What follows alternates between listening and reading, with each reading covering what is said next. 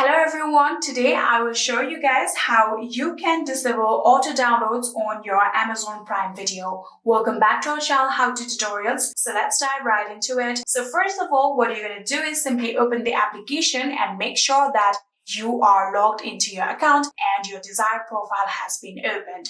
So after making sure that, now we're going to go to the settings, for which you can tap on the profile icon on the top right corner. And then you can see the gear-like icon. Tap on this gear-like icon, then we'll get to the settings.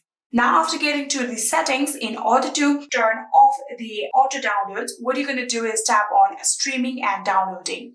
So after tapping on it, here you can get the option of auto downloads right here. So tap on auto downloads, and then here you can see it is currently turned on. In order to turn it off, you can simply just tap on this toggle button and turn off your auto download. And yeah, that is it. Pretty easy and simple, right? I hope this video was helpful to you guys. If it was, please do not forget to hit that subscribe button and like our video. Thank you so much for watching. See you in the next.